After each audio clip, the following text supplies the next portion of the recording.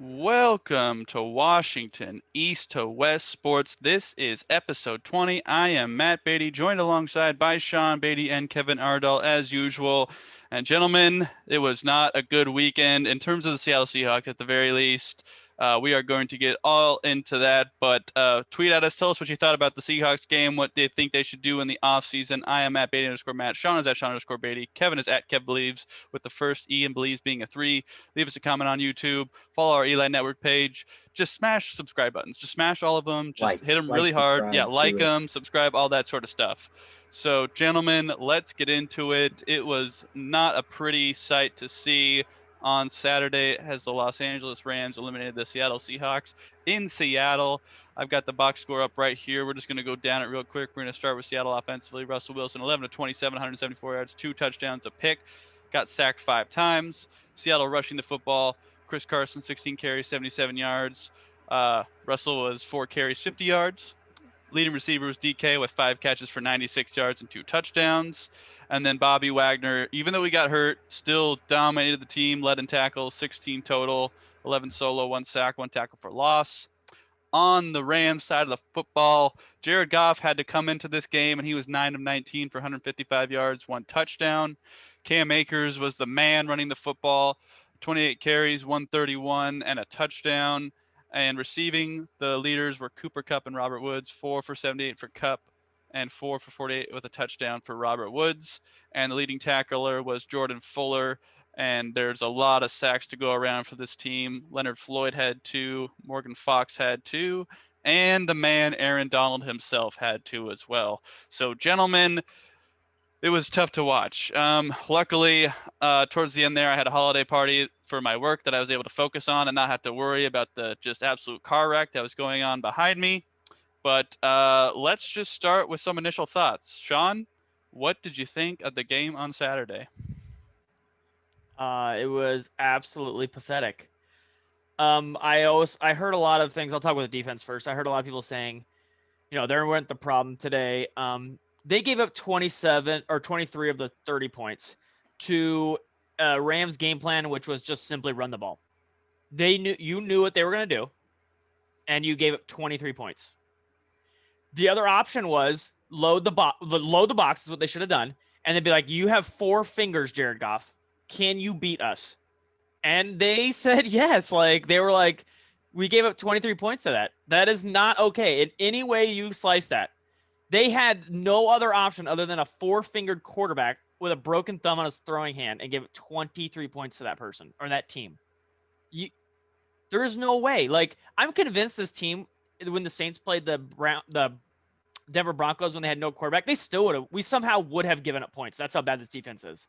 Like, Jared Goff wasn't good again, but they scored 23 points on us on defense. Like, it was just bad. And then offense, we already talked about it. Like, what did we score? Like 20? Did we score 20? 20, right? It was 20. Which was exactly what I called. Wait, no, I said 21. I changed it last minute. Okay, damn it. But it was even worse than that because we got a garbage time DK touchdown, which meant nothing. Like, in order to bring it to that, we were getting slaughtered. We deserved to get slaughtered. That offense was terrible. There's so much that went into that game plan that was just pathetic. And someone was scapegoated today because of it, but Russell was off. I can't say none of it was on Russell. Russell was off. The receivers didn't get open. The O-line didn't play great, but again, like, you're playing Aaron Donald. What do you expect? And then at a certain point, we didn't play Aaron Donald, and we still didn't do anything. Like, and DK again, he got straight up punked again by Ramsey. 3 games, 4 catches, 44 yards. You lost. You lost. He had 5 catches in this game. No. On the season, when Jalen Ramsey covering him, he has 4 catches for 44 yards. Gotcha. That's it. So Jalen Ramsey won the matchup and dominated.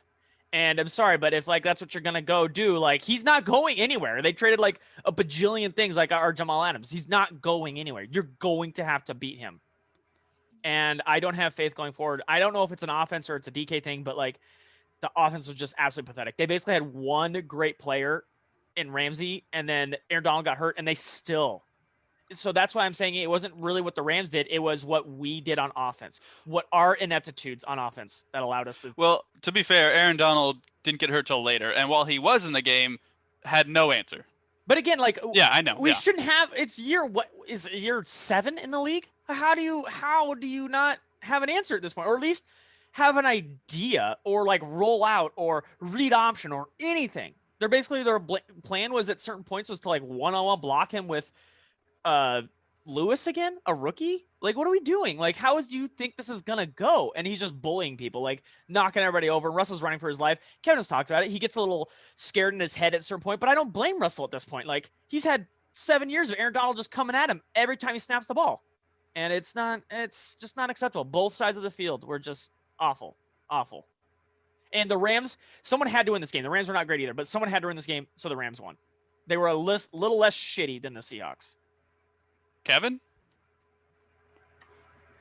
Yeah, I'm going to try not to repeat a whole, because Sean kind of nitpicked. Sorry, I went off too far. No, I'm sorry. No, you're good. No, you're good. Like, for the most, like, when I was looking back at this the whole week, I was trying to figure out because both sides of the ball were shit for us. And I was like, God, was the defense worse because we gave up fucking 23 points to a thumbless fucking quarterback? And literally, like, as you mentioned, like you just had to stop the run, and you didn't. Like, you let a rookie, like, just take a dump down your throat. Like, and I get, don't get me wrong, too. They have a decent O-line. Whitworth was back. I don't know how, like, 100% if he was or whatnot, but I'm guessing it did help for him to come back. But it was also just, a lot of times it was terrible, sloppy tackling. There was 2 or 3 plays where Bobby just missed his tackle. And also, I think Brooks had one, he just missed it. And I was just like, God damn it, what are we doing?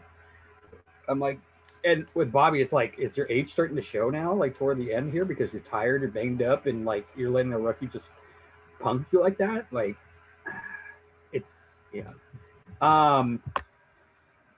Jamal Adams probably shouldn't have played, to be honest, let's be fair. But he wanted to be selfish, and I'm going to say that because it's like, I get you've been with the Jets for the last 3 years, and so you want to experience like the drive of a playoff game. But at the same time, too, when you have a torn labrum, and you still also have broken fingers, you have fractures in your fingers, to where you literally can't like lift your fucking arm past here. You should probably let the backup play. Just fucking saying, because there was like 2 times where he probably had an opportunity for a pick there to intercept the ball and put the ball back in our hands, but couldn't because he couldn't go past here to like lift up his hand to get it. It's just, I think like, the Rams knew it and ran right at him at a certain point, Kevin, to say what you're saying. They ran right at him. Exactly. It's just like, why not throw into that coverage? Because the worst he's going to do is just kind of swat it down, but even then, can he lift his arm up to do it? Is it going to hurt him? Can he actually fully tackle? And I don't blame him. And at the same time, too, you had a thumbless quarterback throwing into that coverage. So it's like, God. He threw a couple ducks. Yes, like it was just really pathetic. Offensive side of the ball, a lot of it was scheme. A lot of it was a 11-play offensive calling book. That was the reason for that pick 6 that we all hated. Because literally we have, and they're like, oh, how did you do it? How did you run that play? I'm like, we run that play like 3 to 4 times a game. Like, the Rams have seen it. They literally saw it 3 times. I think I counted 3 or 4 times 2 weeks prior to it. We did it twice to David Moore, and we did it once to DK, I think it was. There's footage of the Rams sideline jumping up and down when they line up in the formation because they know it's coming. Yeah. And like, what's the point of the play? Okay, so the longest it's gone for was the one time we did it to DK a while back, and DK got like 15 yards on it. On average, we get like 3 yards a play. So why the fuck are we doing it 3 to 4 fucking times a game? Pete, Schotty, why the fuck are we doing it? Like, it's totally, like, your offense was totally fucking predictable. And they fucking knew it too. And they're like, they knew with the pass rush that and they only rush 4 because they don't respect your O-line with that shit. And we saw that, like, Scherf just got blown up. Pochek got his crap pushed in. Try to keep it PG-13. You still said pushed in, so I don't know about that. Yeah, I know. But it was, and Lewis too. Like, he did his best. But he's a rookie. But, like, Aaron Donald, 1-on-1. What's gonna happen? Like seriously, you got to make it, like, like Solari and Schottenheimer, like what the heck is going on, man? Like people need to get on Solari too. Like we haven't even talked about that man in a while. Like that was pathetic. Like you have got to adjust to that. Like he is the best defensive player in the league, and he's probably probably the best like defensive lineman to ever fucking play the game. Yeah. Yeah. He's probably. that fucking good, and he still has like fucking probably 6-7 years left at that probably, like because he keeps himself healthy. Like this was like the first injury we've really seen to fucking Aaron Donald, and it was a freak thing because he rolled on Russell's knee and it hurt his wrist, and he's probably gonna play this week. Yeah. Russell was off a little bit, but honestly, at the same time too, I kind of question like, does Russell just was like bucket mode just because like honestly, I would be pissed too if I was Russell. Like he's fucking under siege the whole time. Like it's like at this point, like what is he supposed to fucking do? Like like Pete Carroll, this is coming to bite him back in the ass. That he literally the past over the years, with the exception of fucking what's his face who's on the Bears now, Affetti, have literally ignored the O-line. Like, and you just expected Russ to be Superman. You're now seeing the results. Like, you have to protect him. Like Green Bay is still playing because they got Aaron Rodgers and O-line. Like Drew Brees is still playing because they have a really good O-line. I think another point, Kevin, to you is on top of Russell getting a little scared is like you said, they knew the plays. So on top of Russ running for his life, when he has time, Rams are covering up whatever they're calling on top of it. Yes. So doubly, he can't go anywhere with the ball, and a guy's coming at him. Kind of what I didn't get to go into because we didn't do film last week too, is I'm noticing DK really a lot of times just relies on his speed, and he doesn't have the footwork to like. That's what it's coming out of college, Kevin. He just doesn't have he's not a great route runner yet. Because like there are times where like what I pointed out last week, you can go back and watch the Niners game where he just goes straight and he's gonna dig out into like the third deep, kind of going over the middle into like no man's land. He runs into the corner instead of doing like a setter step to go sideways, and then he like has to like pick himself up and keep like running, and then he's behind the ball, and Russell throws it to where he thinks he should be, but because DK can't make that shift with his legs because he's going too fast, he just fucking it doesn't happen. Russell's still kind of having like problems with his progressions of going through it. Like a lot of times, I think it needs to be on Tyler too, and they also need to kind of get him a third weapon this offseason. Yeah. And we're gonna kind of go into that a little bit later with what the Pete Carroll show is on what to utilize, which Sean has already kind of covered a little bit in past stuff on to utilize. Like we picked up Greg Olsen and he did fucking nothing this season. Like let's be honest. Like he's a Pro Bowl tight end and we didn't do a fucking damn thing with him. We pretty much Jimmy Graham'd him for the first year. We picked up Olsen, Hollister, the tight ends together had one catch, and that was Will drafted Disley a couple years ago, and drafted your boy Parkinson, and we invested 5 spots in that roster and used none of them. Like they're just like DK Tyler, David Moore. That's all they zoned on. They're like they just use roster spots. And then like Pete on the show, he was like kind of calling out Disley like a little bit. I'm like, well, like you barely throw to him. Now, yes, he should still catch the ball, but at the same time, like he showed himself last year that he can catch the ball. But like put him in the offense more often to where he has those reps. So like where he's catching it. Like, and same with Greg Olsen. Like if you're gonna bring him back, get rid of Hollister because his just numbers are terrible, and we'll get into that later. He gets bullied a lot and just can't get off. Like if someone just rubs him on the route, he's done. Like, I don't know if it's his size or if it's just he's not good. I don't know. So yeah, O-line terrible. That's what you get for not drafting O-line to protect your $80 million investment. DK still has a lot of room to grow. People need to like get off his net saying that he's like a top elite fucking receiver. He's not. Tyler still got some kind of mental issues going on, but he's still the best receiver on the team. Get rid of David Moore. He's useless. Get a better third receiver and involve the tight ends. What do you think? What do you think, Matthew? I hate to be right about my prediction, but I mean, I did say the team that ran the ball better would win, And like Sean said, we knew what they were going to do. You're not worried about John Walford. You're not worried about Jared Goff when he gets in there. You need to stop the run game and let the man with only 4 fingers try and beat you. And when you look at the box score, they completed a grand total of 12 passes. You would think, if you hear that, you think the Seahawks would win the game, but then you hear Russell only completed 11, and then you're like, okay, well that makes a little more sense.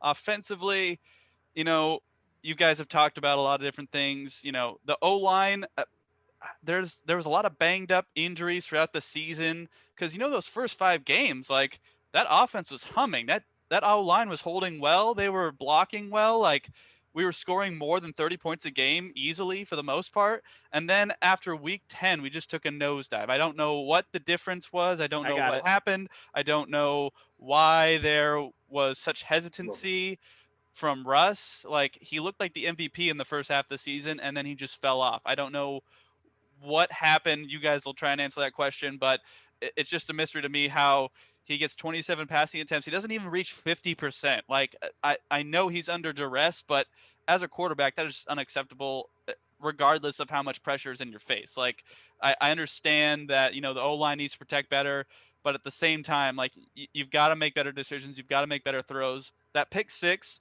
I understand like that play is not the best, and if Swain makes the block, that's not going to happen. But at the same time, like He's so corners, that guy the Williams got corners, read that right off the bat. yeah, the corners read it, and I'm surprised it doesn't happen more often with that play when any team runs it, but he read it perfectly and just picked six. That was just a great defensive play. I thought Carson didn't do terribly, 4.8 yards a carry. He had some decent runs, but at the same time, when you are down at halftime, like running the ball needs to mostly go out the window. Like this is a like do or die. You need to get back in the game. You can't totally abandon the run game, but you need to throw, throw, throw. But at the same time, the Rams are ready for that. Aaron Donald and that defensive line, those linebackers had their ears pinned back and were just ready to attack the quarterback, and they got to him more often than not. So the offensive line, you guys already talked about it. They just need to get younger, I think, because Iupati is old. He was banged up a lot of the year. Dwayne Brown is older. He was fairly consistent, but at the same time, you've got to think his age is going to catch up to him at some point. Damian Lewis had the tough assignment of going up against Aaron Donald, so you just chalk that one up to Aaron Donald, I would say.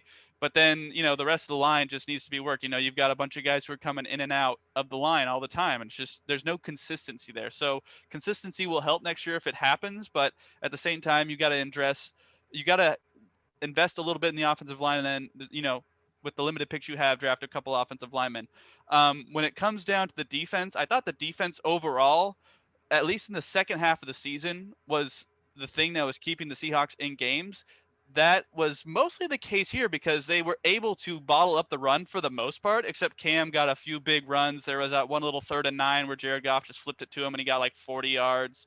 And the Seahawks just didn't like protect against the big plays like they normally did. Like there was that Cooper Cup deep ball on 3rd down that like Jamal Adams, like I don't know how he allowed him to come down with that ball, but he did. And there was just a bunch of big plays that the Seahawks were able to allow. Like overall, I didn't think the defense played absolutely horrible, but at the same time, you give up a few big plays and they get some easy scores, and then it's getting out of hand. So I thought overall the Rams defense knew exactly what to do and they executed it. And then once the Seahawks were down, they just couldn't find a way to come back into this game. And Russ just looked scared. He didn't know where to go. And when you only complete 11 passes, like that's just, you're not going to win a football game that way. There's no way you can expect to win a football game that way unless you're the Rams who complete 12 passes and are able to win the football game. So it was tough to watch. Cam Akers able to eke out first downs, keep the time of possession, keep the clock rolling. And then once they scored that Robert Woods touchdown after the DJ Reed fumble, DJ Reed came on this season, looked very solid at cornerback, but that's just the worst time to make a turnover. And Russ has been protecting against the turnover in the second half of the season, but then he makes one of the worst turnovers you could possibly have, a pick six, and then it puts you down even the hole even more. So defensive points, just you can't allow it. You can't have that happen. And overall, the you could point the finger at a lot of different things, but it's a team sport, and overall they were outplayed, they were outcoached, they were outplayed, they were out strategized, and do the Rams stand a chance against the Packers? I mean, with that defense, yeah. As long as No. Aaron Donald plays, yeah, they have a chance. I don't think it's a great chance, but they have a chance for sure. Any other thoughts, guys? Any other thoughts on this? No, the Rams don't stand a chance. But You say that now. Okay. No. Let's move on. I could talk for a long time. No. All right. I was going Go to say to add on to it. The only reason I think this defense did really also play well, it's just because literally you gave up 136 yards to a rookie running back when you literally that's all you knew you're going to have. Like that's not good defensive play, especially when you were a top running defensive team. You're top 6, I think you were. That's run defense. So I know they had kind of injuries, but it's not the same point. Like this defense should have been a whole lot better against a offense that was just absolute dog shit. Like people are just looking back, like watching all the Seahawks podcasts, like the Seahawks radio talk and like national. People are like, oh, the defense actually, played fairly, well and stuff like that. It's like, no, this was literally one of the worst offenses probably all season, other than the Colts. This was actually technically New York all over again, the New York Giants game. With a four-fingered Goff, probably. Yeah. I mean, four-fingered Goff and Gerald McCoy, who hadn't played in 3 years, it's kind of the same thing. I mean, they finished 10th in the offense, 10th of the overall season in offense. But yeah, like right now, how can you grip a football with no thumb? Ducks came out left and right. Well, it's mostly fingers, but you can grip it without a thumb. It's just. But it's not gonna It's not ideal, of course. In an NFL situation, you need all 5 fingers. It's especially just apparently you don't. No, to beat the Seahawks you don't, but to beat the Packers in Lambeau, you're probably gonna need 5 fingers. Yeah. Well, they're gonna bring in Blake Bortles if John Walford can't go, and he's gonna lead them. Which I want to say, you said Blake Bortles. I was waiting for someone to say it. He has the same number of wins in the playoff as Russell Wilson does the last 4 years. How much did that hurt to hear that? That is a fact. Blake Bortles has won as many playoff games as Russell Wilson the last 4 years. He's a third-string quarterback for the Rams. That is not okay. I just threw up in my mouth. I'm going to go a little tangent here, but the metric for what a good season is changes depending on where you are as a franchise. This wasn't a good season. Of no playoff win season is not what your goal is to start the season. For the Browns, absolutely. But you're not the Browns. You have Russell Wilson in his prime. Your goal is not to lose the first round. Well, can I address that actually real quick? Because as Seahawks fans, we have been spoiled this last decade. Doesn't matter. I know. But at the same time, our expectations are higher than those of the Browns. That is why our expectations were not met. The Browns, but that's it. But the Browns, we don't know what their expectations were at the beginning of the season. We're just going off of what we know. That was it. To go to the playoffs. They haven't been since 2003. That's their goal. You could say that from the outside, but we don't know what the fans are thinking. We don't know what the team is thinking. The issue is the Browns aren't going to go into this year going we're going to win the Super Bowl, because you're not. The issue is certain teams have certain expectations. If you're a bad team, your goal is to take the next step. You're not the Jets' goal next year is not to win the Super Bowl, because it's not realistic. The Seahawks were on talent on paper should be competing for a Super Bowl, and when this playoff started, they were not legit contenders. That is the problem I'm having with this. Everyone's like, well, it's still a good year. We won 12 games. I don't give a shit anymore. You have to make a real run. I'm going to give fans a question. Is Russell an elite quarterback in football right now? Top 5. In the last 3 years or whatever you want to say. Because 1 year does not make you a great quarterback. Okay, let's go. I mean, Brady is up there. Is in the he 5. Come on, last dude. 3 Come years? On. Look at him now without Belichick. It was clearly a lot of Brady. We can see that now. Okay. Yeah. Rodgers. Mahomes. And then, I mean, it's got to be Russ. There's an argument for Deshaun Watson. There's an argument for better than Russell the last 3 years. Oh no, I'm saying there's an argument for, but not Russ. No. Yeah, there's an argument for Drew Brees. I think that ship has sailed. He's good enough at this point in his career, I think, but not. I don't think he's elite anymore. Yeah. So I mean, A lot. top 5. Yeah, I think we could safely say top 5. Yeah. My problem is you have a top 5 quarterback. If you have a top 5 quarterback, all of those guys you mentioned are competing. Other than Deshaun Watson, I mean, you could arguably throw Lamar Jackson in there. Deshaun Watson has horrible situation. Let's just throw him aside because Bill O'Brien is just trash. Other quarterbacks are all still in the playoffs. Drew Brees, Tom Brady, Peyton Manning, or not Peyton Manning. Aaron Rodgers. They're all Pat still in. Mahomes. They're all still there. And why have Josh all of Allen. them had more success the last 4 years or the last 5 years than Russell Wilson?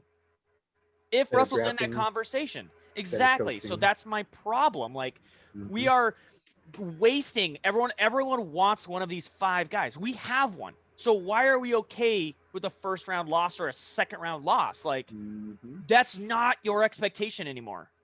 Well, the thing we are is, such a bad franchise. I'm not okay with it, but was he a top 5 quarterback the last half of the year and going into the playoffs? No. But he has been literally basically every game the rest of his career. So why? So let's go to the last 2 years. Why was it okay to lose, to barely beat the 41-year-old McCown off the street and then lose to one receiver in Devontae Adams the next game? Like, it's not okay. I don't think anyone's saying it's okay. No, they are. They're like, people are tweeting I just can't believe, because they signed John Schneider today. Like, let's throw it out there. They're saying like, I can't believe we're gonna get frustrated and win 12 games again next year. I'm like, and I retweeted it. But the games that matter, we're not winning. I don't give a shit what you do in the regular season if it doesn't mean anything in the playoffs. That's what you're playing for right now. That is again, what I talked about the last 3 weeks. The minimum is making the playoffs. Like, do you think the Browns give a shit that they didn't have a 12-4 season right now? Fuck no, they don't. They're going further than us. Your bar changes based on who you are. The next year, the Browns, their bar will be higher because they're like, okay, we've got this. We're building onto it. The Seahawks are like, we're getting worse, but it's fine. I'm like, it's not okay. Like, we're wasting. It's Felix Hernandez all over again. Stop wasting Felix Hernandez. Well, then let me bring up this point here, because before the season started, we all predicted the Seahawks would make the playoffs, win a game, and lose. Is that okay? No. Then no. Why would we predict that? Like, if we're predicting them to go to the Super Bowl and they come up short. I never predicted them to go to the Super Bowl. I know, but we predicted them to win a playoff game and lose. So, like, would you have been satisfied with that? No. The only way I think you're satisfied is if we make the Super Bowl. Is that right? I all I care is if you legitimately are playing well and have a legit shot. Because bounces happen. Like, good teams lose. Like, it's going to happen. Like this next week, the Buffalo Bills, the Ravens game are good teams, but one's going to lose. Like, the Tampa Bay Bucks and the Saints, they're both good teams, but one's going to lose. A bounce can happen here and there. I want you to be in a game and playing well, and then, like, okay, you didn't get a bounce here or there, or something happened, or make a run. You win a couple games. You play in the NFC Championship game. You lose to like a really good team who's playing really well. But like, you didn't play well. You lost to a team who also played terrible in the first round, and like, it was just pathetic. And it happens every year. 2 years ago, you lost the Cowboys when Pete Carroll and Schotty couldn't figure out to throw the freaking ball with Russell Wilson. Like, you literally lost because you couldn't throw the ball. Like, you just didn't give Russell the ball. So it's not the fact that we lost; it's how we lost. It's been how we lose, because we have enough talent to really make a real run at these things, but we're not really we're not legit contenders, and we should be, is what I'm saying. Like, Pete doesn't know how to utilize his talent that he has around him. A couple weeks ago, I said there's 3 teams in each conference, really since the playoffs started. The Bills, Baltimore, and Kansas City were legit contenders, and then Green Bay, Bucks, and Saints. Everybody else didn't matter in the playoffs. Like, that, those 6 teams are playing for the Super Bowl, and I want to be one of those teams. All I have to say is, like, make me feel confident enough to put you in that category. And at 12 wins, the Bucks didn't win 12 wins, but they're a better team than we are, like, straight up. So why is that? A wild card team is a better team than we are, and we won 12 games. And I have less confidence in that than a Bucks team. It shouldn't be that way. We're better than that, or we should be the standard where we're better than that. All right, well, let's talk about the rest of the playoffs here. We'll get more into the Seahawks and offseason and all that sort of stuff. But let's talk about the rest of the postseason as it will be moving forward. So in the NFC, those Los Angeles Rams, they're the lowest seed. They are going to Lambeau Field to take on the Green Bay Packers on Saturday at about 1:30. It's going to be on Fox. The Packers are currently on this ESPN article. I'm looking at 7-point favorites with an over-under of 46.5. Gentlemen, let's predict this game. I'm going to start.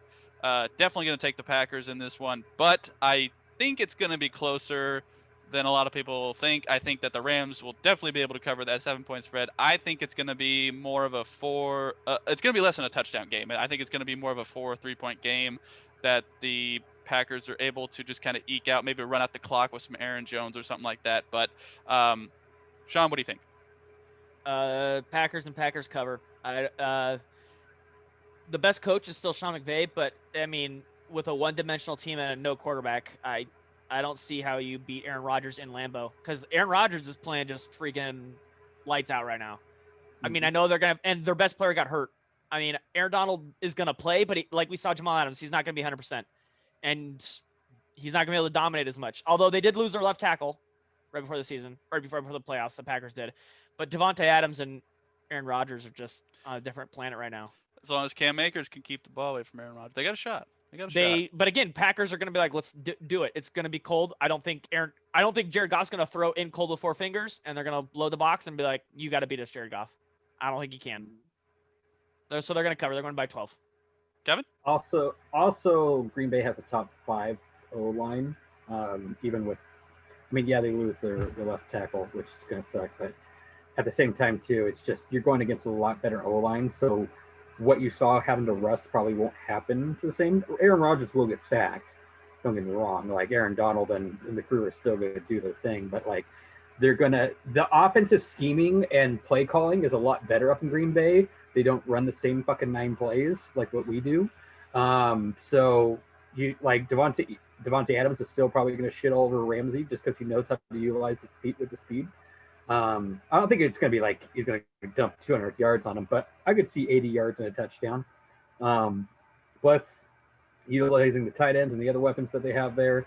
Yeah, I would take the Packers to cover the points just because the Rams aren't going to do anything on the other side of the ball. You should just stack the box. Jared Goff shouldn't get anything more than 60 yards, to be honest.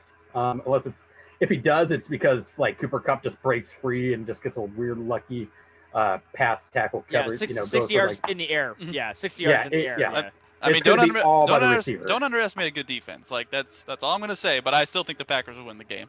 Then the other game in the NFC is Tampa Bay going to New Orleans to take on the Saints. Currently, the line is Saints by 3.5, over/under of 50 points. This game is the nightcap on Sunday to finish out the weekend. You know,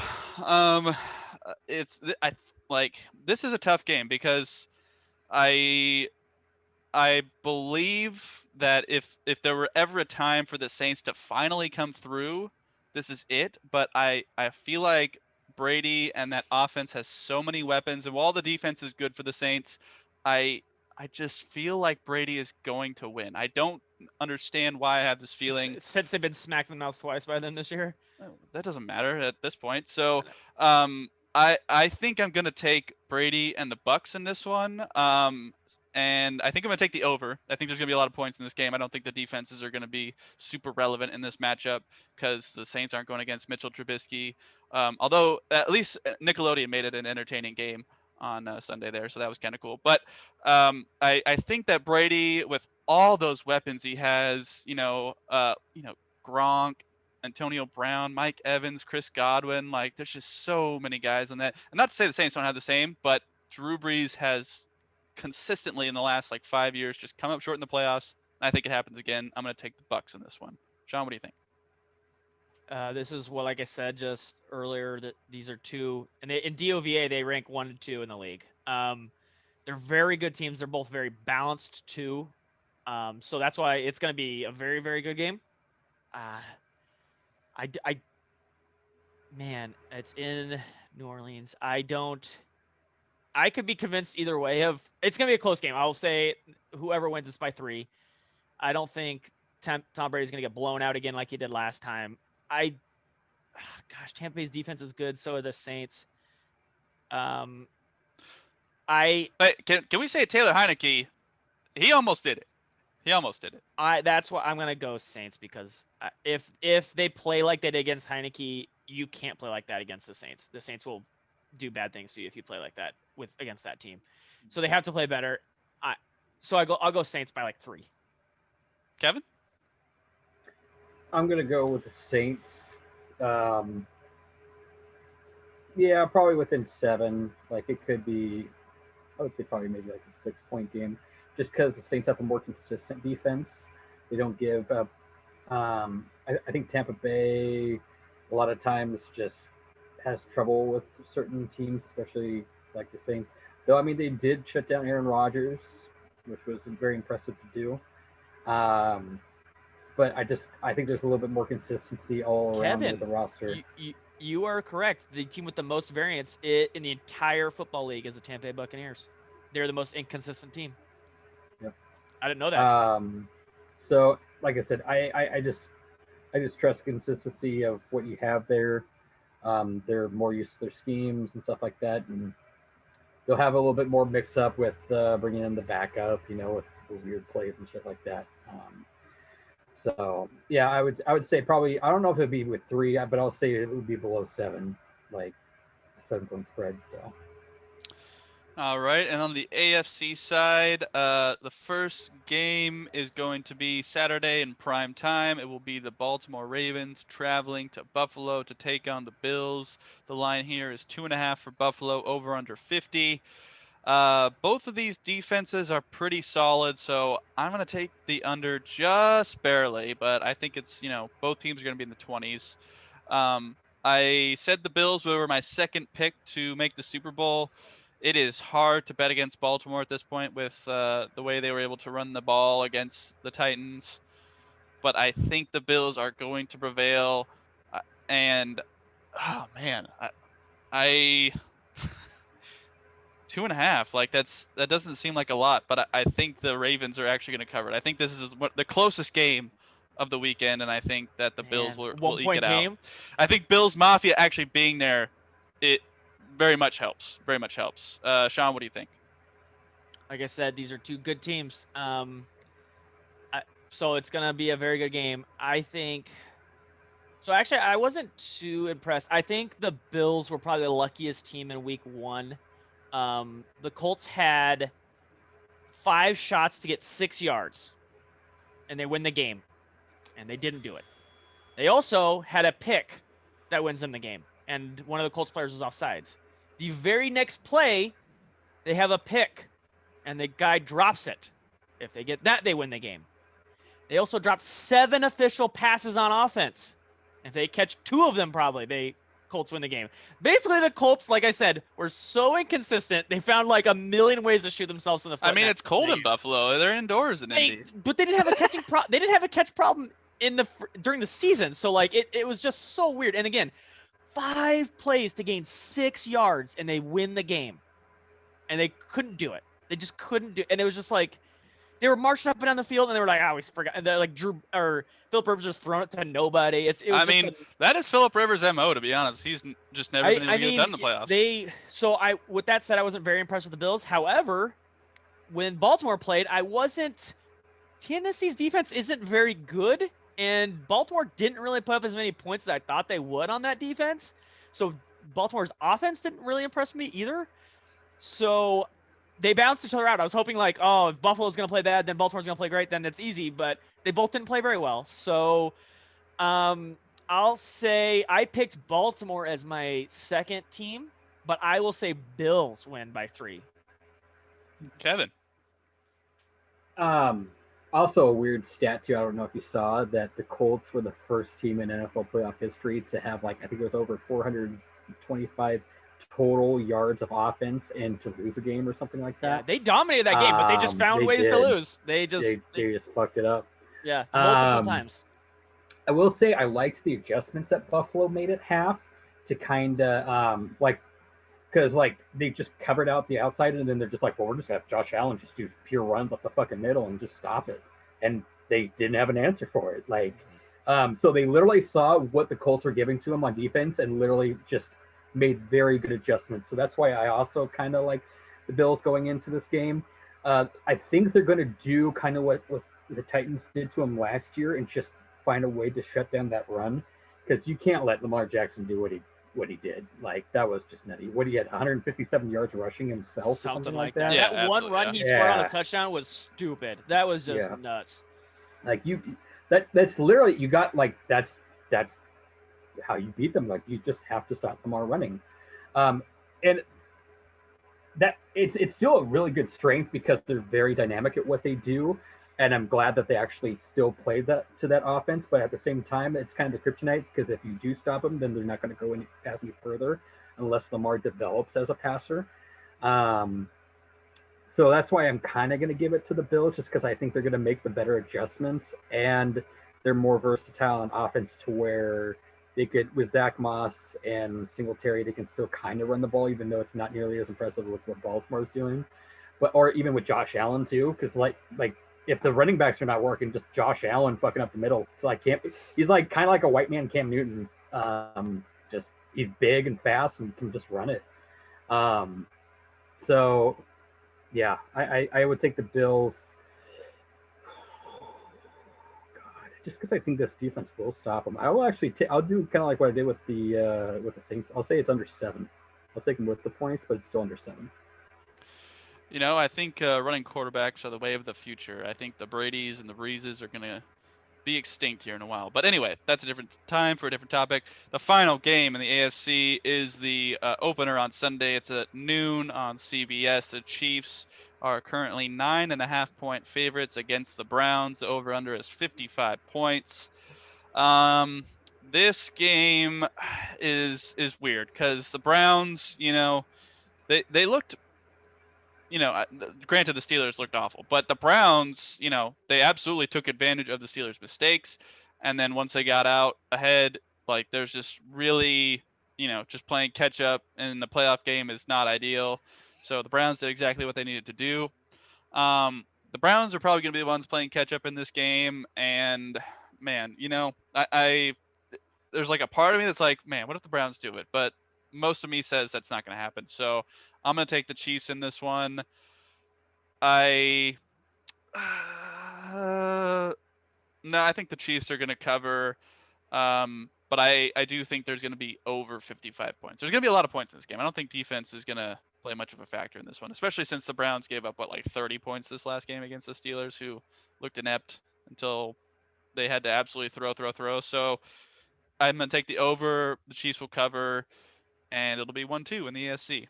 Sean? I have to agree with Chase Claypool. The Browns are going to get clapped this week. I don't know if you guys saw that. Chase Claypool, the receiver for the Steelers, said that they're going to get clapped. I did, but of all the people you shouldn't be Yeah. talking, it's the guy who lost to the Browns. yeah. So he should shut up.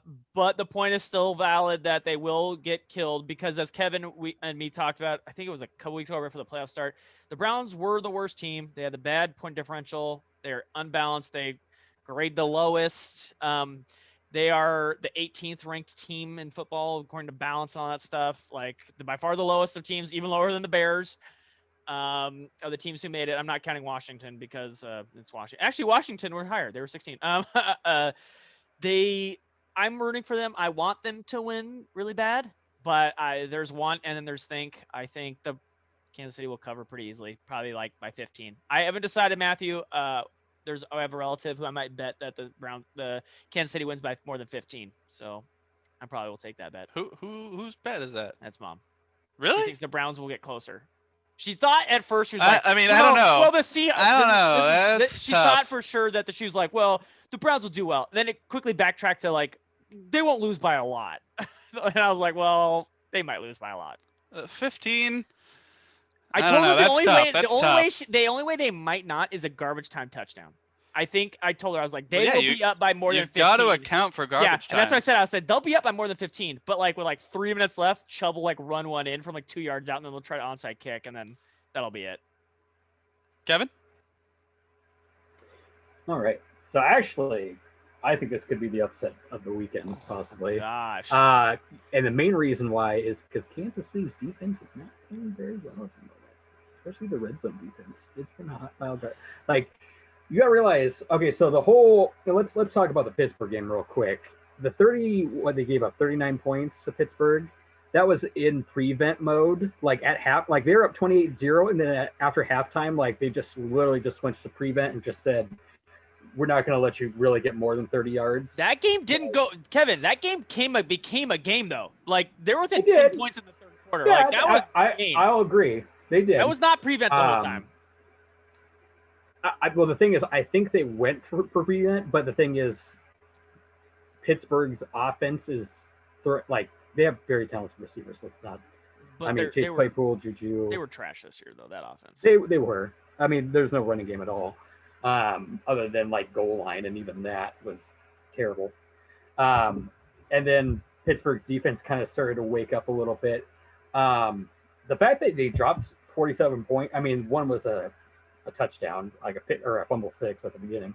The fact that they dropped that many points on Pittsburgh, Steve, which is a really fucking good defense, kind of makes me think it's kind of like they're playing very hot right now, and they like it just depends on how they take this game.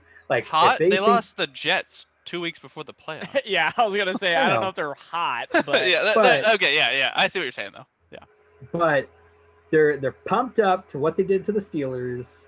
They just can't let it go to their fucking heads. Like they still have to respect Kansas City. They still have to. I think it's going to be a shootout. To be honest, I think it'll be close to. I can see that. And not in the form of because they're still going to run the ball with Hunt and Chubb, and they're still going to get a lot of yards with it. Just because, like I said, Kansas City's defense is not. I mean, it's not terrible. It's not like Seahawks, don't get me wrong, but it's not great either. And Cleveland's O-line is monsters. We talked about it last week. Yes, and they have pretty much the best O-line in the game. God, yeah. Yeah. Although they are missing a couple guys now, which does suck. I think isn't one because one was COVID, and I think he's coming back this week. They're a Pro Bowl guard. But their left tackle is still out. So, yeah. Yeah. But still, I mean, it's literally like Pro Bowlers. They're all Pro Bowlers, all pro, pretty much. Like Conklin, they have three all pros basically. Both are guards.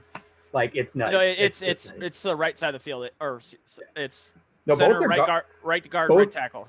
Both their guards are top 10 on PFF. I know, but like I'm saying, technically all pro are the whole center and right side. But there's exactly. Yeah. I'm just saying they're. But yeah. So I think this could get to where I think they're both going to be in the 40s, to be honest. Just because even though that defense for Cleveland is solid, like it's Pat Mahomes and that crew. They're going to drop 40 on you. So I could see the Browns pulling an upset. But I will still take the Chiefs minus the points. I knew you were teasing. I was like, he's not picking the Kevin, Browns. Cleveland's defense. I know, he tried. Cleveland's defense is the only defense in the playoff that rates worse than Kansas City's. I want to take Cleveland because I think Buffalo will win, and it's going to be the best motherfucking AFC championships of Could you imagine versus Buffalo Bills versus Cleveland? Is this the 90s? Oh my like, what's God. happening here? I couldn't imagine. The world might explode. But I also want to see Kansas City and Buffalo because that would be nutty. It's going to be a lot close. It's going to be a way different game than what it was. 9 I think. Like I said, either of those three teams, Baltimore, Buffalo can't play in the finals, but like those three teams, anybody who plays, that's going to be a nutty game. Like, and for other reasons too that I'm mentioning. Yeah. Let's continue. Did you take the Chiefs? That's what you said. Yes. Okay. Chiefs minus the points. Okay. Fair. All right. Well, we're gonna take a quick break here, and then we're gonna come back and discuss some of the Seahawks offseason right after this. And welcome back. If you're watching us on YouTube, there's no break. We're right here. We're still here. So let's talk about the Seattle Seahawks and what some of the decisions they have to make in the offseason. But let's start with the news of, there's two things that happened today for news for the Seahawks. Let's start with John Schneider being extended through 2027. I believe I have that correct, right? Yes. He's one more year longer than Pete, I believe. Okay. So he has been extended. Last I saw it was one, Kevin, today. Like I thought people were talking about it. 2027. We have Pete till the end of 2025. Here's what I saw. Okay. I'm pretty sure. So, based on this news, we're just gonna react to it right now. So, I mean, I don't know what you guys think. I think you're gonna probably grill him, but John Schneider took over early in the 2010 decade, and for the most part, the Seahawks have had success. I don't see any problem with this move at all. I heard rumors about him possibly going to Detroit, so I think that's why they did this right now. So I think it makes sense. He's got to do a little bit better in the draft than he has in recent years, but I think overall this is a solid move. I don't think you're going to find much better at the GM spot. So I think overall this is a solid move by the Seahawks, and it seems like Pete and John are tied, so that also makes sense there. We just gotta hopefully see the results translate on the field with what he does up in the general manager's office. Kevin, I'm gonna throw it to you. What do you think of this move? It partly, so okay, it's half and half for me. Partly it doesn't really matter because Pete has all the control. Yep. So he's literally pretty much just a cheerleader. They're saying rah rah rah, go Seahawks. That's my job. I get paid a lot of money to do it. But kind of looking at some things like recently, I think just based off what we've seen the last 2 years, I think Pete's starting to try to listen to John more in the drafting because our draft over the last 2 years has been better than like what 2013 to 2018 was, which was just a hot pile of garbage other than Tyler Lockett. So far, we still have to see with the whole 2020 draft. I mean, Brooks and Alton Robinson were very good. We'll see on Darrell Taylor. Apparently, according to Pete, which I'll get to in a little bit on the Pete Carroll show, had we made it to this weekend, he was going to be cleared to play. So that's kind of a blue balls moment because he was actually practicing this past week. And he said that he looked phenomenal, I guess, according to Pete, but Pete says everything looks phenomenal. So, honestly, what Pete needs to do, and hopefully he's smart enough to do it because he's seen that he's terrible at it, he needs to sit back and let John, keep his job for him. Use those 4 draft picks to draft into 6 because that's what John will do. He'll get 6 picks out of the 4. He'll trade back in the second, 8 spots, and he'll get a third and a 7th or something like that for it, or a 4th and 7th, and just let him find the talent. Because honestly, I don't trust Pete to find what we found over the past 2 years. I don't see Pete finding Jordan Brooks out of Texas Tech, or was he from Texas Tech? He was Texas Tech. No, he was TCU, wasn't he? I honestly don't remember. Who? Jordan Brooks? Yeah, he was out of Texas Texas Tech. somewhere. Texas Tech. Okay. I don't see Pete scouting. And he's not. And Jordan Brooks has a lot of work to do still. But yeah. That's true. That's true. Yeah. But I'm saying toward the end of the year, he played well. Yeah, much better. His overall numbers are not great, especially ranked on PFF. But I liked what I saw out of a first round talent going into the second year. I think he can improve, especially if Ken Norton stays. I like to hear because Ken Norton knows that position. So overall, it's just kind of if Pete is smart and lets him do it, it's a success for us, especially after Pete hopefully retires earlier than his contract, or just has to because he's too old, or the 2 years following, when we get somebody new, hopefully, and then we can actually start to go to town on the draft. But, go ahead, Sean. Yeah, what Kevin said. It's notorious that Pete Carroll has final say in everything. So I will not say for sure what John Schneider is. I will say that's why we can't say for sure he's one of the best GMs. We don't know truly what kind of GM he is by himself. I would imagine he is going to take over as leader of this franchise once Pete Carroll is gone. That has to be part of his contract. He wouldn't sign it. I looked up, Kevin. You're correct. It's 2 years. It's 2 years past. So. It's 2 years past. So. And so I would assume he signs that with the intention that he would take over, and the new head coach obviously would not be above him, because currently that's how it works now. When you're done, I want to come back in. Yeah, go ahead. Keep going, I guess. No, that What- Go ahead, Kevin. What? What I was going to say is also to note on this. Why are we doing these extensions? Yeah, Like, when we now. don't even have a fucking owner. Well, Like we need that's priority. Well, like I we need mean, to find ownership. We do Unless- have an unless Paul's- owner-ish, yeah. But yeah. Like, Okay, unless Paul's sister says I'm going to take over because she's the majority shareholder, like that's fine. But like, come out and say that you're like, hey, I'm taking over for Paul. I'm the majority shareholder owner, and this is what we're doing. Versus, like, I mean, Okay, so- Paul, bless Paul, but he's been gone for almost a year now. Like, yeah. So Matthew, I have a question for you. You Yeah. said John Schneider is like one of the best, if not the best, GM in football. Correct? Yeah. He's very good. I agree with you. So my issue is what I said earlier: is the Seahawks are not elite right now. So if they're not elite right now, there are three big parts to this team. Kevin, you can answer two. It is your quarterback, it is your GM, and your head coach. Why is Kansas City and all these other teams constantly better than you? So one of the three things has to be broken. Which of the three things is broken? Well, I mean, honestly, if I'm picking one of the three, it would be the coach. So me. that is my whole Pete Carroll argument. You can unlock John and Russ if you let Pete go. I agree. I think John is elite. I think Russ is elite. The problem is the third guy. I think he is the one holding the cogs back. And why I say John Schneider is a good signing. I agree with John Schneider, I him like it. coming Yes. along. Yes. The money doesn't matter, so there's no cap for him, so it's great. Pay him whatever he wants. He deserves to stay here.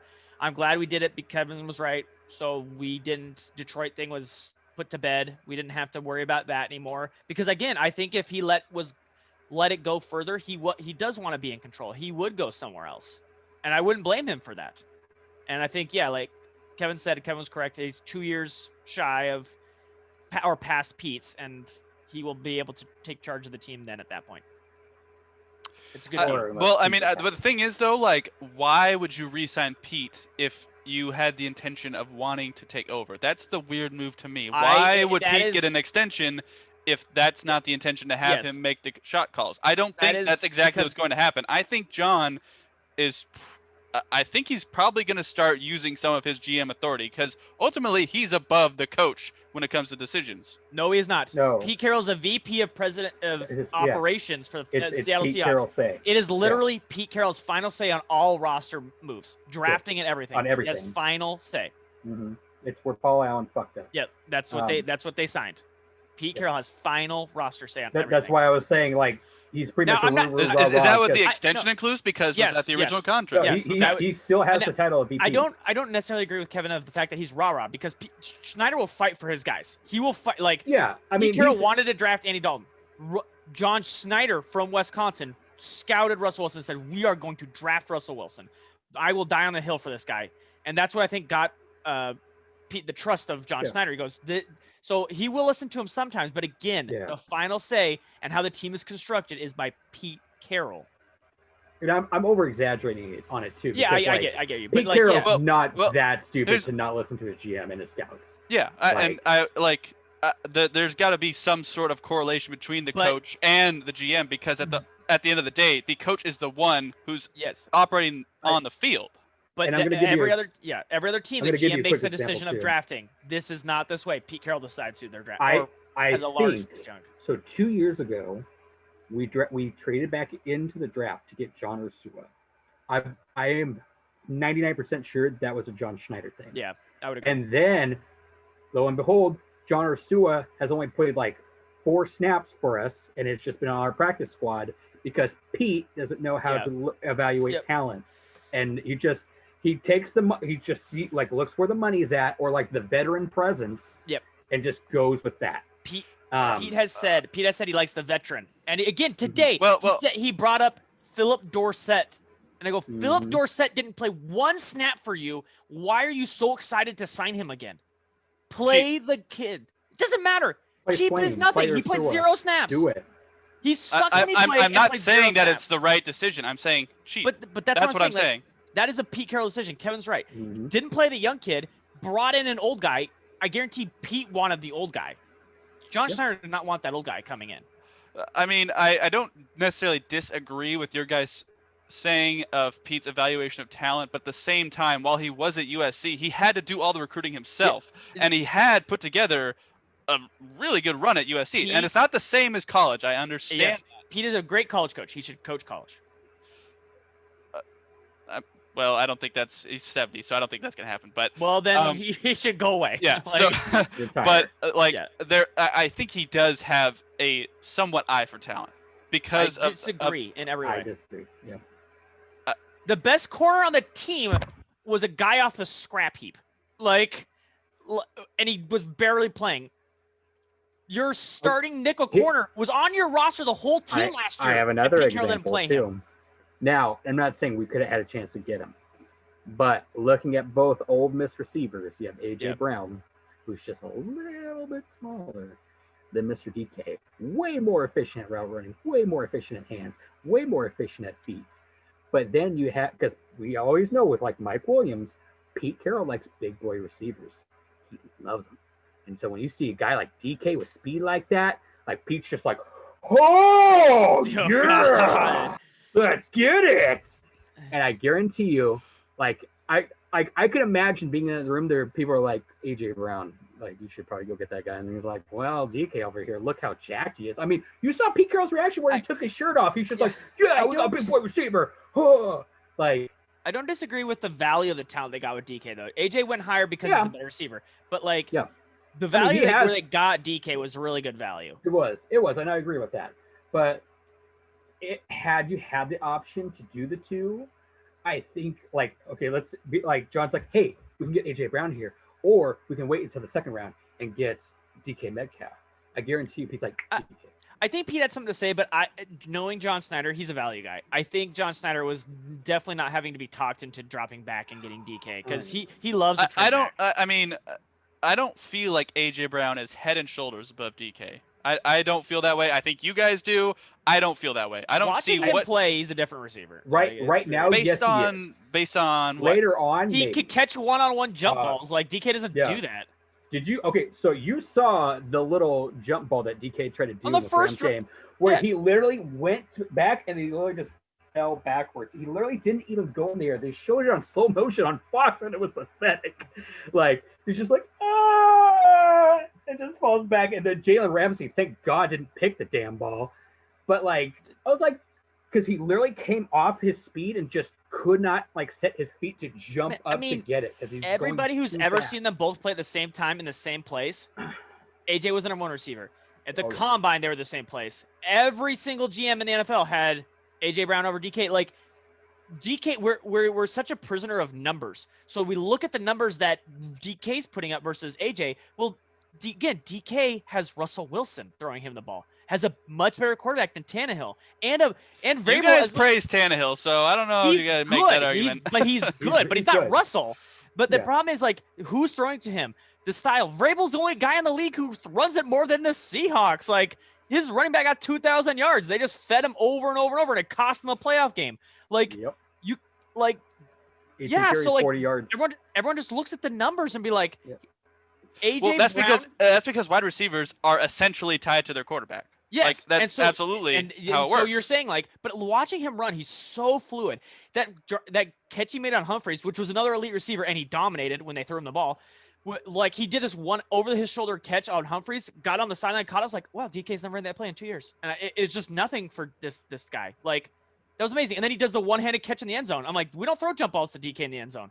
Like, two things he did in the first drive we've never seen in 2 years, and I was like, it's different. It's just a different animal. I'm not saying DK can't be that, but it's just different. There's a reason they were on the same team, and AJ was the 1, and DK was the 2. There's a reason. I think DK's ceiling is higher.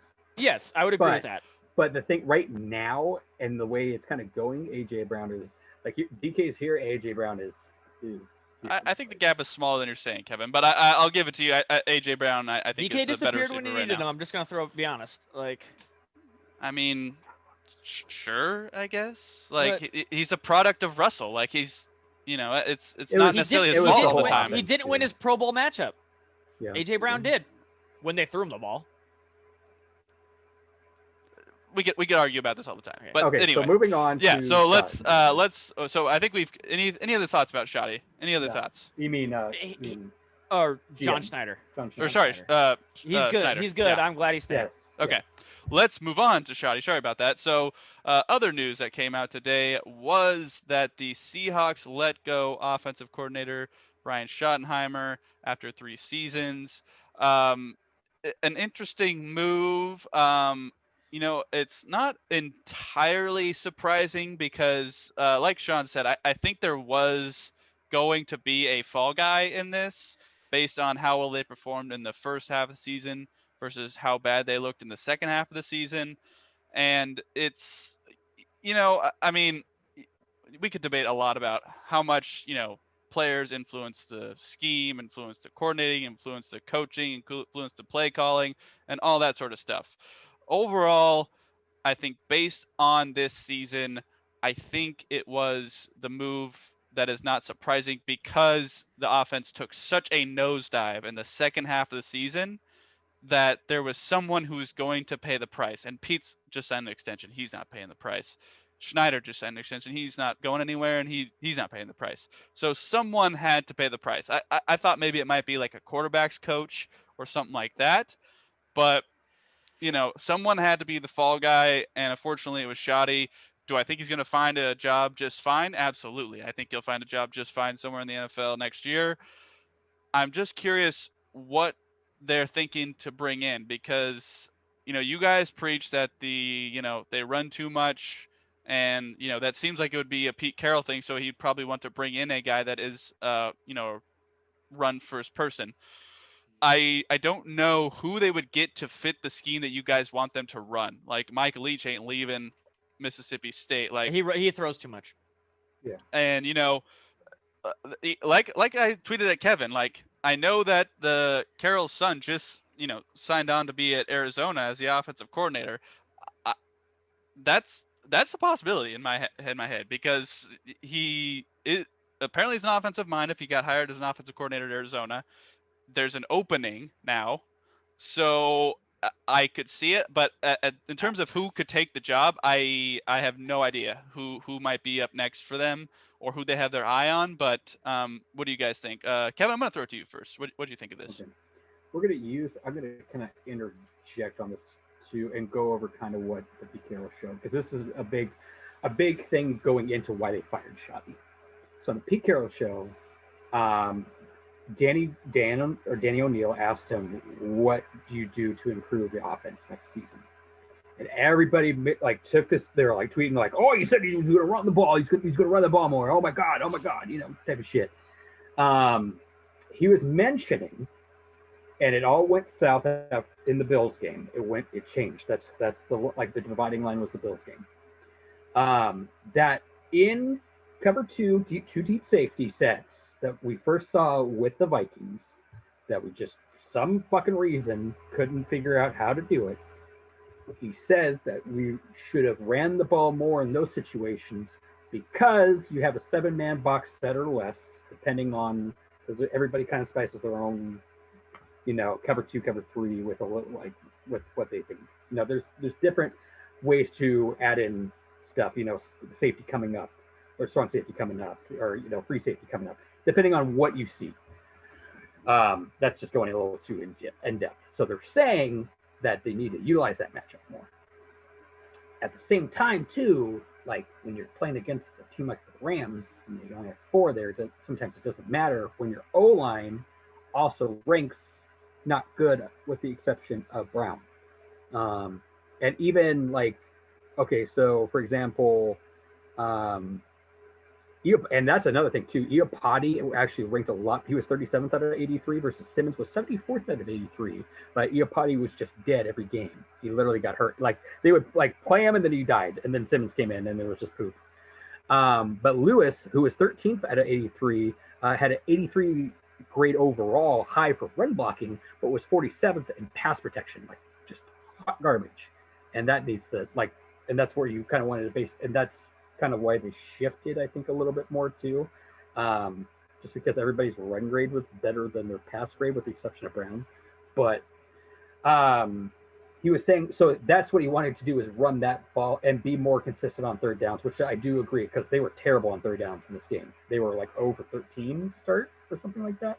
It was Like, and that is a key thing, is being more capable on third downs and that stuff. But at the same time, too, when you do dumbass shit like running the ball on 2nd and 10, doing an outside run that your O line can't do, like which we were kind of doing in the first quarter and a little bit of the second quarter there, Pete. I don't know why you're doing it with Carson. We got like 2 yards of carry. It doesn't matter. So, going into that, he said he wanted to run the ball more, and with Pete, you never know if he's going to over-exaggerate with that. Chris Carson unfollowed the Seahawks and Russell Wilson on Twitter, so it sounds like he might not be coming back. Oh yeah, Carson unfollowed him. Yeah, and also because they questioned him on like why Carson didn't play, like why was Carlos Hyde in on like key plays, and he's like, oh, they both run the ball really well, they pound it, so I pretty much have them equal. And I was like, that's fucking terrible. That's another example of bad evaluation, because Chris Carson is night and day. Well, a lot better than. Can we put a pause on this real quick? Sure. Did you think they were actually going to re-sign him anyway? I think he would have cost too much. I think they want to because it's Pete Carroll's philosophy. Yeah. If Pete Carroll's there, he wants to sign him, and that's why me and Sean were like, God, don't do it. But for the right at the same time, yeah. I think he would have cost too much. If he takes a Carlos Hyde contract, yeah, I'm okay with that. He won't. But he's not going to. Exactly. So it's like, then I don't know if they're going to rely on Penny. God heaven forbid that they fucking draft it back next year, because that's what I'm scared of, is that they're going to use one of their 2nd or 3rd round picks where they need other stuff than running backs to draft a running back. I think they're going to keep them cheap, like DJ Dallas, Penny, Homer, like just stay cheap at that position, I think is what they'll do. But anyway, go ahead. So, sorry. All that being said, back to the season, I think he kind of let Schotty kind of run it for the first half until it all went wrong in the Bills game. And then we saw with the next game, once Carlos Hyde came back, that it was just pound, pound, pound, pound, pound. For the most part, they were just pound happy, and then kind of balanced out a little bit. And then like Russell was getting off. Some of it was Russell, some of it was O-line, like I said, and some of it was play calling. But it was, I think the whole scheme of what I think Pete Carroll was like, okay, we're going to stop with the Russell cooking. We're going to try to balance the run a little bit more. And then Schotty just didn't know, like, do you want 60-40? Do you want 55-45? Like, what do you want? Like, it was just a confusion of what the fuck we're doing on offense. Like, we had no idea what we wanted to do as an identity, because Pete wanted to be conservative, and like Brian Schottenheimer didn't know where to go on that level to like satisfy Pete. So, overall, what does it do for this offense? It scares the fuck out of me, because I think Pete's going to go and look for a guy that wants to pound the ball a little bit more. That doesn't mean we're not going to throw it, but Pete's philosophy is pound the ball and then use that to load up the box to take a shot downfield,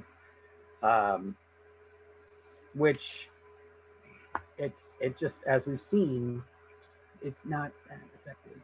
Passing the ball is a lot more effective.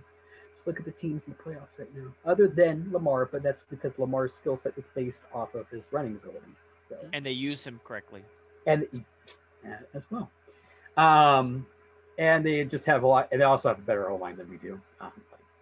And that's the thing too. Like, you built this offense to where Russell was going to be Superman. And literally it didn't pan out to his extent. You gave him weapons, which is true. DK is still growing. I think he'll get better. I think the whole feet thing will kind of become a thing. Hope to God, like Doug Baldwin, like gets off his ass and teaches that man how to use feet, like to just like juke bitches other than using his speed, or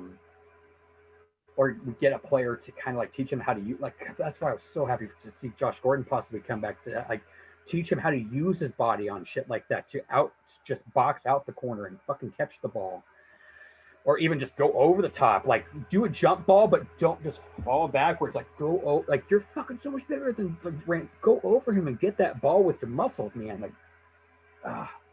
anywho, going off on a tangent. I don't like it in the long run. Like I said, I think they're going to get a coach that's going to try to be more of what Pete's '84 offense is, which is not going to bring us back to a Super Bowl. It's like what we saw with Schotty in the beginning of let Russ cook was correct, and then the Bills like found a way. They're like, oh, your O-line is not that great, and oh, we're taking advantage of your certain plays, and they schemed well against it. And then what you need to do as an offensive coordinator and a head coach is drill up more game plans to get your weapons into better positions to make key start plays, to have explosive plays downfield. And they're just like, well, it went better, and then it went bad for one game. Let's just scrap it all and go back to what we used to do. And it's like, no, you have to improvise. They adjusted to what you were doing. Now you need to adjust to what they're doing and make plays that puts your star receivers to make explosive plays downfield. That's what needs to happen. I'll let Sean take it over. Okay. Can I interject here real quick? So I've been doing a little research, and I think internally within the organization there are 3 guys who stand out with a chance to get this position. The first one is Dave Canales, who is the offensive passing game coordinator, been with Pete the entire time in Seattle. So I think he knows Pete's system, and I think Pete wants someone who will kind of give him the final say based on what you guys have been telling me. So that sounds like a possibility there. The wide receivers coach is his son, Nate Carroll. So I could see that being a possibility as well because, it's family. He can kind of overrule his son if he needs to, and he could probably bring the same philosophy. And another one that I think is kind of an outsider is Austin Davis, who is the quarterback's coach. I think, you want to have that chemistry with Russ and the offensive coordinator, and I think that's an easy transition for a guy who's already a quarterback's coach. We saw it with Jim Zorn, Matt Hasselbeck, and how that elevated Jim Zorn into a head coaching position. Didn't work out so great, but overall, that was what elevated Jim Zorn to get that position based on his work with Matt Hasselbeck.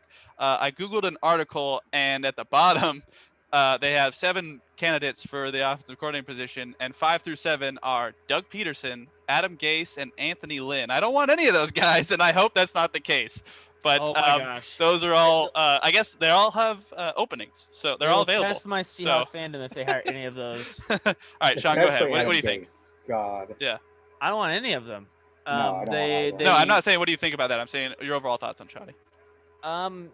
I was really hard on Schotty in the beginning. I think he was what the rumor has been in the past, and I said this before, was Bevel wanted to run or do more or throw more a little bit. And actually, there was a graph I saw on Twitter that the year he threw the most in early down situations, which is what analytics says you do, the next year he got fired.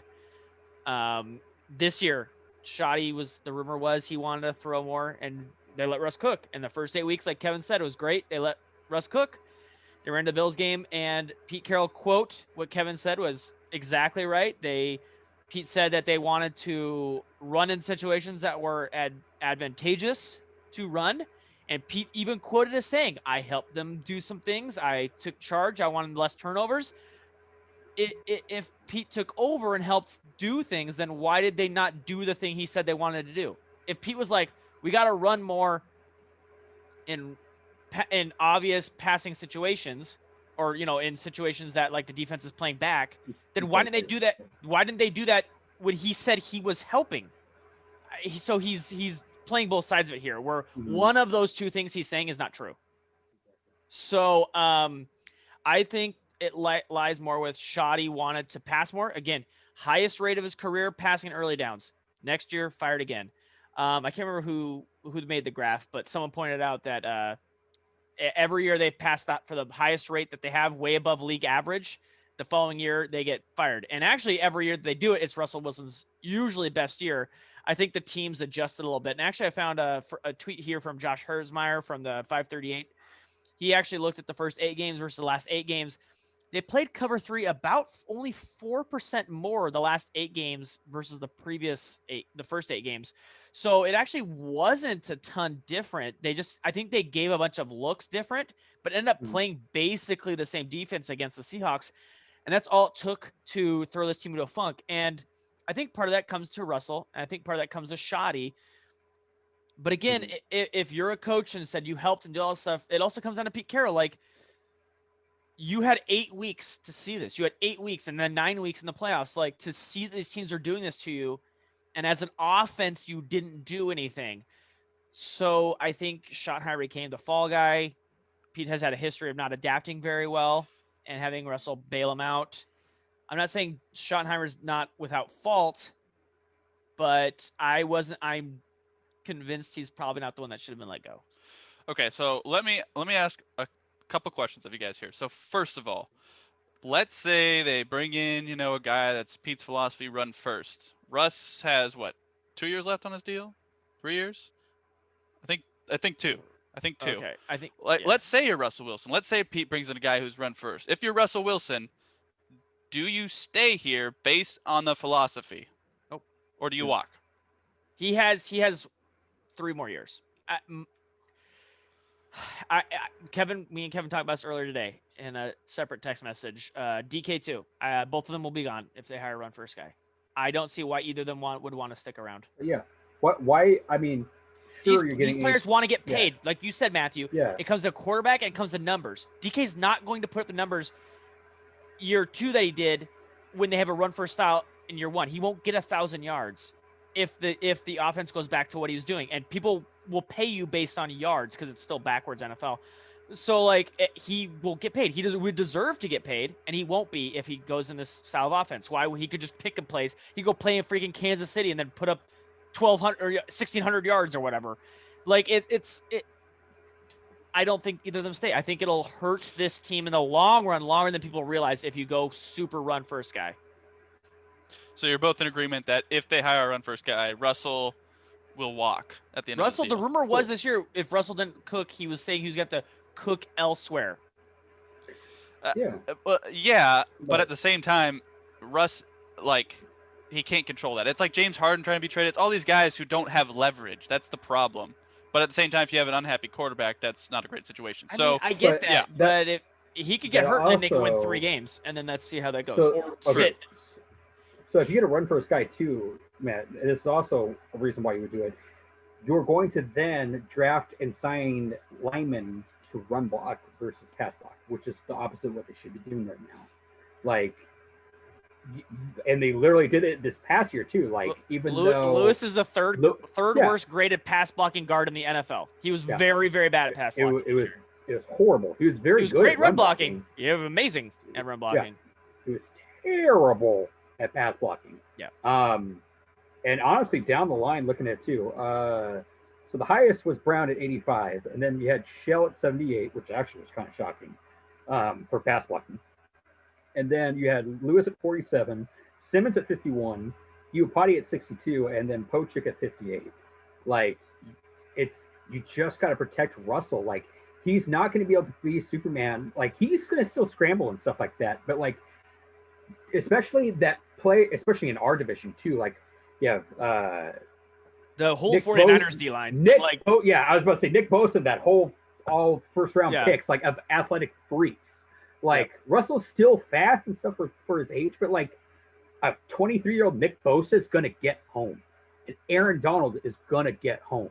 Like, you have to get him protection, like to where he can, especially if you want him to have this DK first read stuff, and DK still in the progressions of trying to learn his feet and not overuse his speed to where he can't cut off at the right time.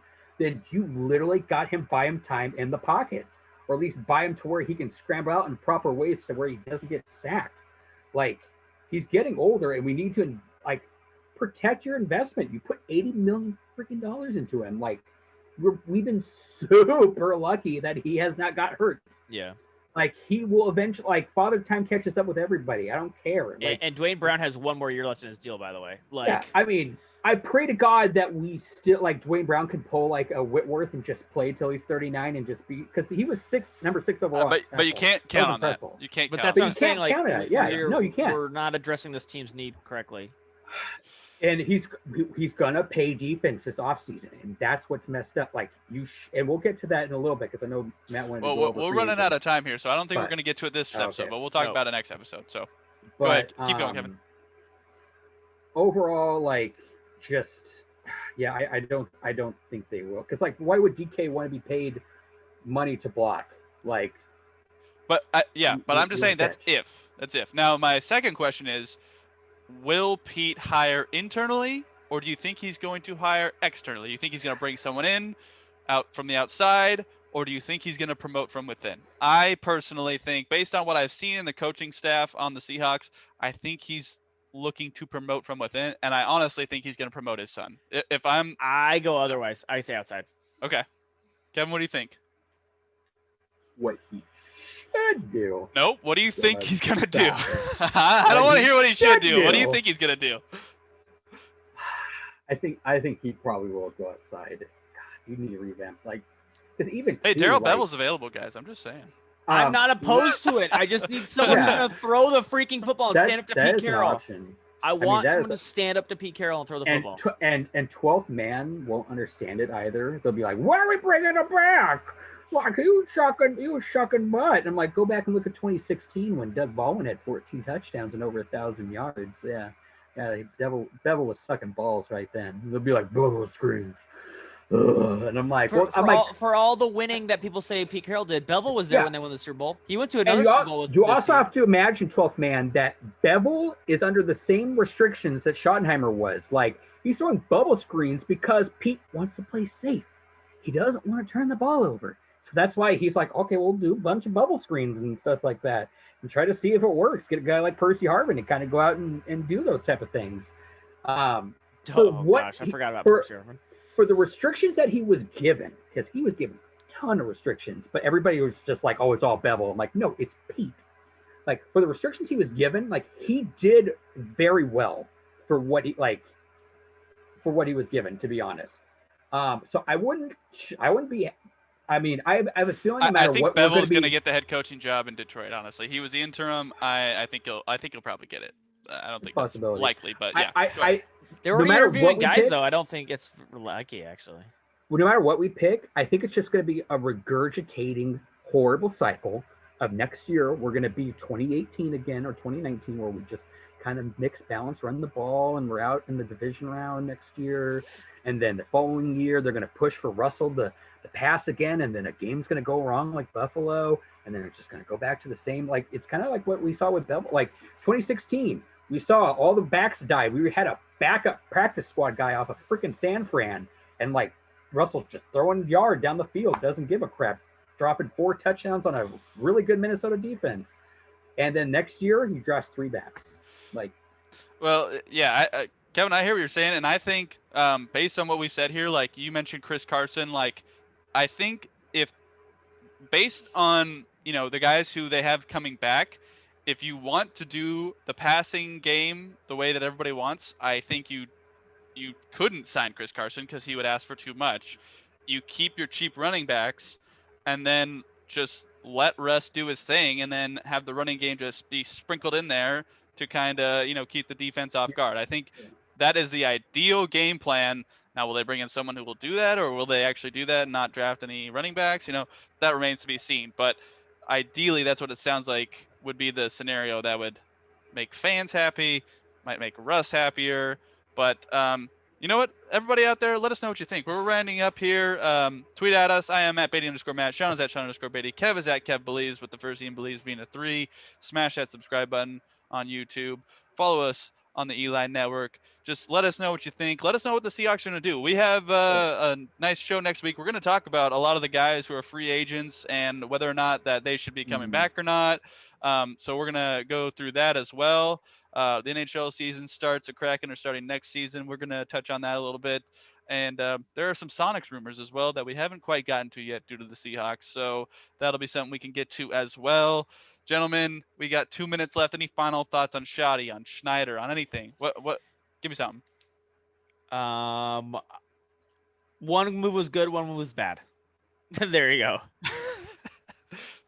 To kind of, what Pete needs to do, and I was kind of looking back at something like retire. It's like, Oh, yes, he does. one. Yeah. And a lot of people too are like, because he's turning 70 this year, I think, or he did turn 70. Yeah. He Like, do you really want to coach till you're 75? Like, let's look at the reality too. Like, I know he's in decent health and stuff like that, but like, there realistic possibility that Pete's going to be dead in the next 10 years. Hold on. Oh my God. Jesus Wow. Christ. First of all, hold on. Can I say ahead. on his Wikipedia page, Pete Carroll is 69. Nice. Okay. Anyway, go ahead. But he turned 70 this year, doesn't he? Yeah, September 15th. Okay. But like, I mean, he's gonna want to enjoy retirement sometime, like. Maybe. Is he that one of those I don't guys? know. Doesn't Maybe- sound like at this point. I don't know. Maybe he is. But Anywho, what he needs to do instead of like to kind of key in what he was talking about on Picaro's show, instead of yes, you can run the ball on 7-man or less boxes. Like as me and Sean have already mentioned, like give what the defense gives you. But at the same time, too, like going back, I was looking at a key example would be like the 2014 game against Philip Rivers, where Philip Rivers just took a little crap on the Legion of Boom. We were showing him cover 2, cover 3, and he just like dinked and dunked with Woodhead, with Antonio Gates for like 9 to 13 yards, just doing nice intermediate routes, using the tight ends on the linebackers, just having that matchup. Because I think like if you re-signed like Greg Olsen, if he doesn't, I don't know if he's going to go in the broadcasting or not. And then like utilize Disley like he was doing last year. Like Disley was a beast last year, and then you just like, we'll forget him. And then Parkinson too, who in my opinion is a beast. Like let that man, because he's just a freak of nature athlete. Just utilize those mismatches on defense to do those plays. I'm a Hollister fan. Can we bring him back too? It's got like cheap, at first, cheap, like, Kevin, cheap. All right, cheap deal. Okay, Hollister I think was like 76 out of 83. Don't give me his grade. He caught the touchdown to seal the division. I don't care about any of the numbers stuff. He didn't have you don't care about the stuff 12. that matters. Like yeah, I don't care about it. Like he had a good season. Don't give me the numbers. Both Disley and Greg Olsen, who also barely played, outranked him by a crap ton. Like it was, he just gets like so. Especially when I was seeing the last couple of games, like he would make a catch and then just get blown the heck up. Like you're a tight end, like you got to be able to bust off that. I don't know what his size is. I'll have to go look, but like you need to get off of blocks and stuff like that. Also, be able to take a hit and keep going too when like a small nickel corner comes up and hits you. Like you see George Kittle like going past, shedding off tackles and stuff like that. Like I'm not saying beat George Kittle. You can't really beat George Kittle. He's got great hair, yeah. Unless you're like Kelsey, but anywho, like just utilize that stuff. But he was not like watch Disley tape from last year versus watching Hollister tape is two different things. Like it's just better route running, better hands, just size, blocking. He's better at blocking. Anywho, I'd rather use Parkinson, to be honest. Like I'd rather see Parkinson get more reps than him. That's just my opinion. Fair. But I'm a Parkinson fanboy. Fair. So. All right. Well, we are out of time on Washington East to West Sports. Tweet at us. Let us know what you think. We are going to come back next week, talk a lot about the Seahawks offseason, but we're going to touch on some other sports as well. The Mariners are coming soon to a T-Mobile Park near you. So we're going to talk a little bit about them hopefully as well. So we will see you next time on Washington East to West Sports.